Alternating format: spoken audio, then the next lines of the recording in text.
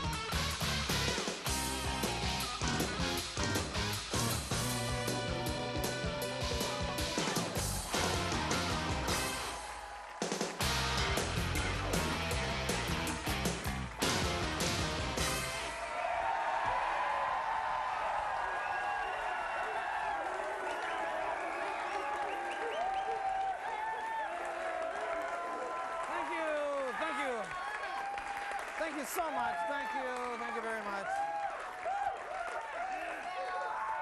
Thank you so much. Yes, it's very exciting here in Seattle. Obviously a big week. People still reeling from the news. Big week in politics. Our new governor is Gary Locke. Gary Locke, our new governor. And it's really good.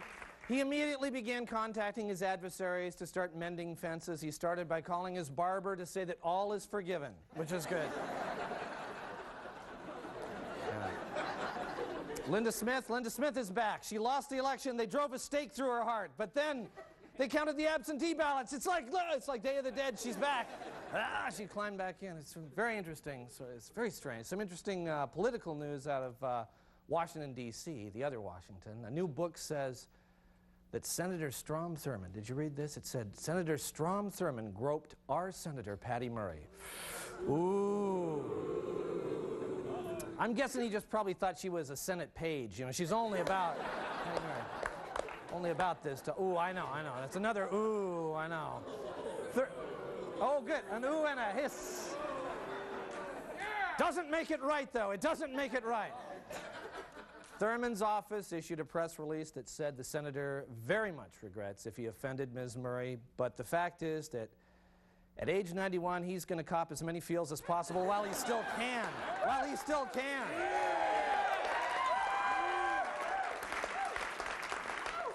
91 years old, ladies. Anyway, Now that the election is over, a lot of people they're struggling. They're dealing with that problem of what to do with all those darn political signs. And we had a few ideas that we wanted to share. Now, the Gary Locke signs they were small, but they were sturdy. They make good serving trays. Like for your next party, we've got like oh, well, thank you, yes, thank you. We've got a serving tray for your next party. Thank you, sir. Thank you. You see the Gary Locke tray.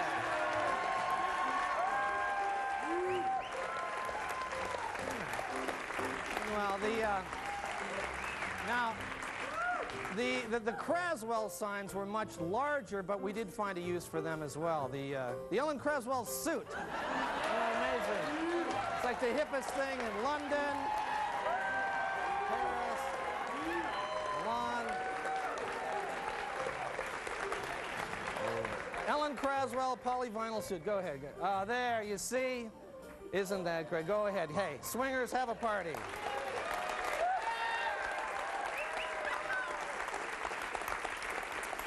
Yeah, it's the hippest thing going, the Craswell suit. I'm telling you, you laugh now, everyone's going to be wearing them. You watch a few weeks from now. Other big news around here, hey, we're finally going to get our very first Hooters restaurant. Is everybody excited? Yes. I knew we shared a common demographic. I just had to, that's great. It's going to be up in Linwood, which is perfect. Culturally, we'll fit right in there. Hooters, of course, is the restaurant where waitresses with big boobs serve drinks to even bigger ones, which is... they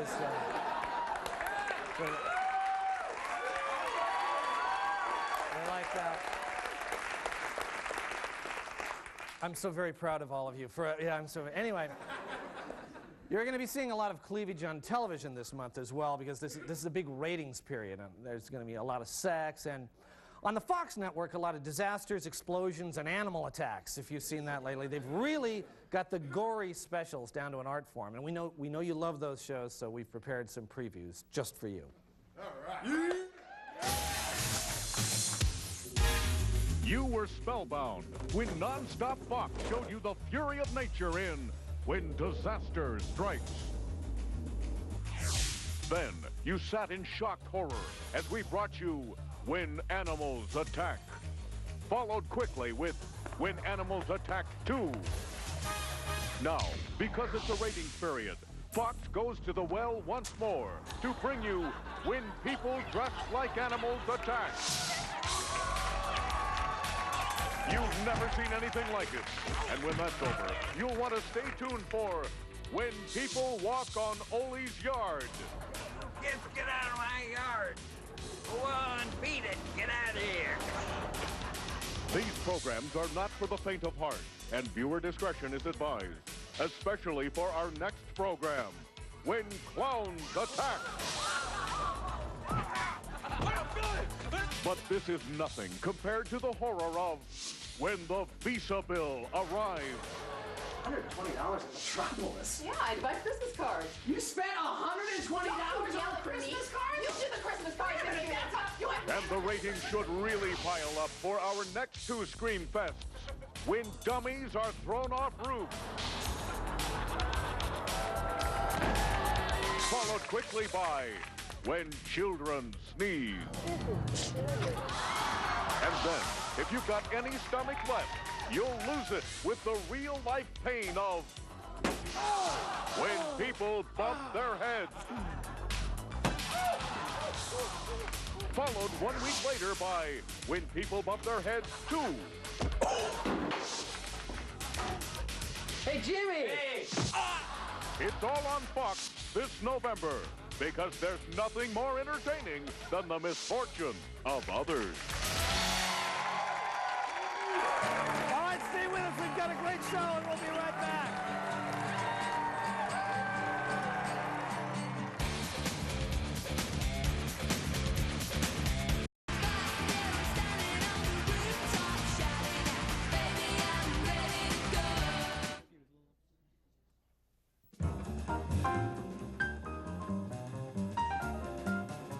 And we're on the street again, asking people questions.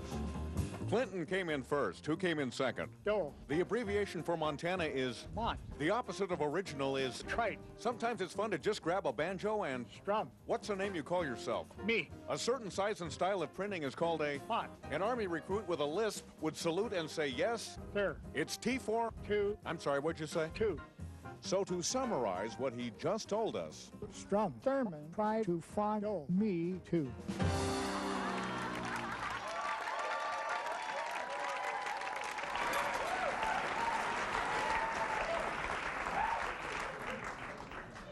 I saw that movie Michael Collins the other day. Oh, with Liam Neeson. Yeah, how was that? Oh, it was great, but my car got broken into while I was watching the movie. Oh, no, that sucks. Yeah, I was walking back to my car, and the passenger door was just hanging wide open. What did they take? 40 CDs. 40 CDs? You're kidding. Yeah, they're in one of those big CD wallets, you know? Yeah. I mean, the CD wallet alone is worth $30. Oh, man. Did they take anything else? My wife. Your wife? Yeah. They took Jenny? Yeah, I can't believe someone would do something like that. Okay, wait a minute. Wasn't she at the movie with you? Well, that was the thing that really gets me, you know? I mean, we were gonna go see the movie together, but on the way there, we got into this huge fight. Okay, I mean, a real screaming match. So she said she wasn't about to see a movie with me, and she just stayed in the car. You know, Tim, after a fight like that, don't you think maybe she just got up and left on her own? Oh, yeah, right. You know what the ironic thing is? Remember those 40 CDs? Yeah. All hers, every last one of them. Okay, see, now that's my point. I mean, these guys were thorough. They found her coat in the back seat, and they took that, and they even took her purse. She never goes anywhere without her purse. Tim, look, I think... You know what's the worst thing? What? It's the last words I spoke to her. Fine, you stupid cow. Stay here and rot for all I care. Kevin, those were words of anger. And now I'll never see her again. Tim, listen to me. Jenny left on her own. She took her coat, her purse, and her CDs with her. No, I like to believe that. I would love to believe that. But these kidnappers, I mean, they were very clear. They even left a note. A note? My God, what did it say? It said, Dear Tim, I'm leaving you forever, Jenny.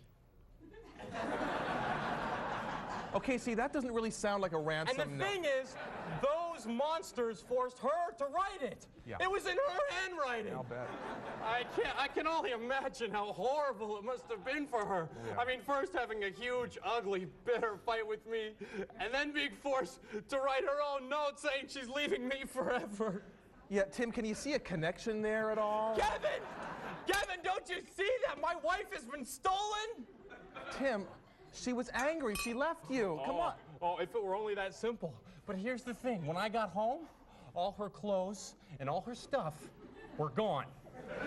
Does that sound like the type of thing a wife would do leaving her husband, huh? Does that sound like what she would do? Yes. They even took the dog. Jenny's dog? Oh, she loved that little dog. Okay, so you're saying that these thieves broke into your house. Yeah, but real clean, you know, professional-like. I mean, it was almost as if they had, you know, some sort of... key to the front door? Yeah! Yeah. Yeah! Yeah, see, now, Tim, look, if it were a real kidnapping, one, they would have left a real ransom note, and two, the kidnappers would have contacted you by now. They did! They forced Jenny to call me. And what did they force Jenny to say? That she was staying at her sister's house, that it was over, and she never wanted to see me again. They must have tortured her! Yeah, must have.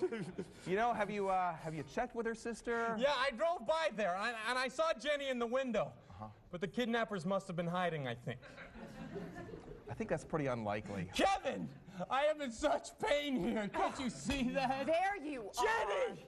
Hi, Kevin. Hi, Jenny. Look, I'm just here to give you back the house key. I won't be needing it anymore since I found a place of my own. Have a nice life. Jerk. Bye, Kevin. Bye, Jenny. Did you see that? They brainwashed her! I don't believe it! Jenny! We're gonna check here. Jenny!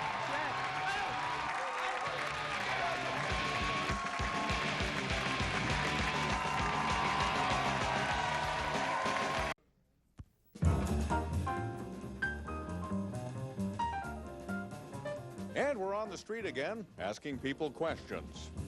Your Uncle Brad still listens to the... Who? I look like I'm putting on... Wait.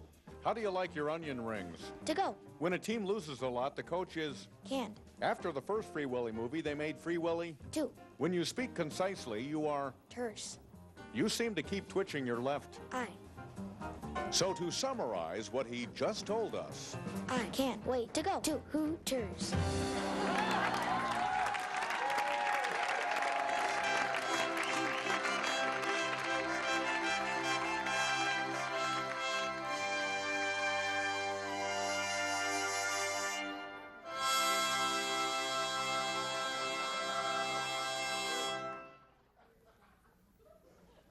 Hello, I'm Sister Wendy, and today we're going to look at a painting by the famous French...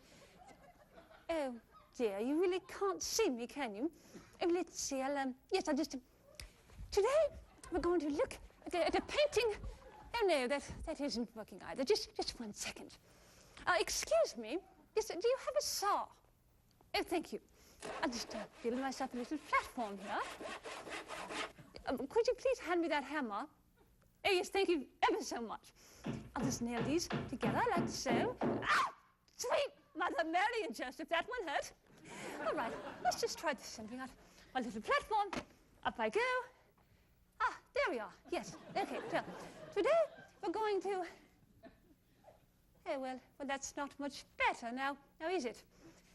I know, I've got just a great idea. 1 second, please. Oh, yes. That's wonderful. There we go. Okay, that's so much better. Now, today's painting is by Francois Boucher, and it is called The Sleeping Shepherdess. And as you can see, it's filled with all kinds of sexual tension and all sorts of naughty bits. In fact, I think you should have called the painting The Naughty Shepherdess. And there's some naughty bits here. As you can see, her bodice is spilling out, saying, look at me, I'm a cornucopia of naughtiness. And of course, the man subtly hiding behind the erect tree, saying, I don't have naughty bits, but we know he does have naughty bits. We can sense them, we can perhaps even smell them. Yes, we can. Oh my goodness. Well, yes, young man, you, over here, please, over here, come, quickly, don't have much time. Down, please, down, there you go, down. And I shall do such a thing as, yes, off, there we go. Yes, stand right up there. And, most excellent. Oh, 1 second, we don't want Sister Wendy's naughty bits to be flashing our audience now, do we? No. Well, I'll just do that, put that over like that, just so, and we're ready to go. Now, you'll notice in the painting that the dog's naughty bits, you can see them, are concealed, actually, by the sheep in the grass, but we can see that he has a look on his face that says, I have been recently licking my naughty bits. In fact, within seconds, I think he was licking them. Oh, and yes, speaking of naughty bits, would you mind moving your ear a bit to the left, a bit more, down, and then up? Oh, yes. There we go. Thank you so much. Well, hopefully I've enjoyed this look at art, and you'll join me next time as we look at some paintings by Toulouse-Lautrec, a very small, miniature man who painted huge, monstrous, naughty bits. Till then, bye-bye. A bit up.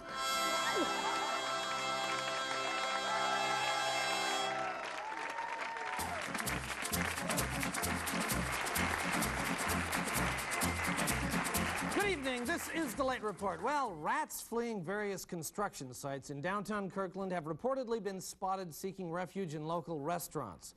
So until further notice, it's a good idea for customers not to order raisin bread.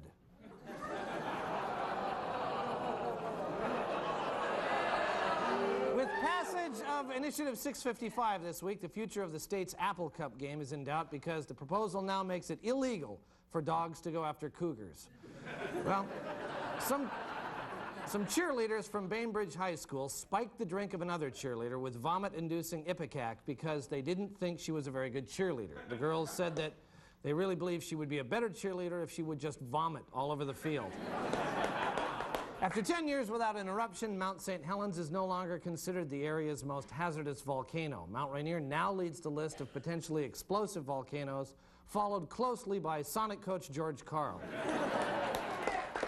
On Tuesday, residents voted for Maple Valley to officially become a city. Up until now, it's officially been known as a place to go until things blow over. A woman who graduated from the University of Oregon in 1962 confessed this week to cheating on a crucial exam to get her degree. Ironically, the woman's confession made no difference in her life whatsoever, primarily due to the fact that her degree is from the University of Oregon.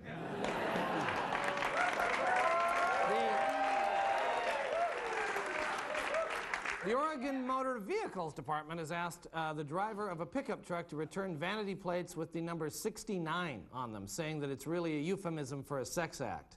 The driver's reply was not a euphemism, but ironically it also had something to do with a sex act. Finally, InVisions International, a national company with a Seattle office, is being sued by the Federal Trade Commission for advertising a revolutionary solution to hair loss when they're really just selling toupees. Many customers are outraged and are demanding my money, their money back. This has been the Late Report.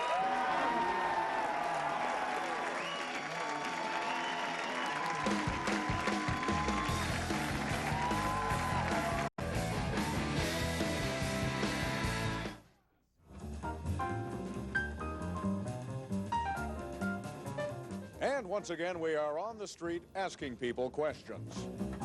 Lead is heavy. Feathers are... Light. Your favorite Tom Hanks movie? Big. How does a pirate say yes? Aye. What do you call a guy whose name you can't remember? Buddy. A cow likes to chew its... Cud. Bill Gates makes a tidy... Some. Something that seems fair seems... Just. You and Brad Pitt are... A match. What is the loneliest number? 1. What is your name? So to summarize what he just told us... Somebody like a match. I just cut a big one.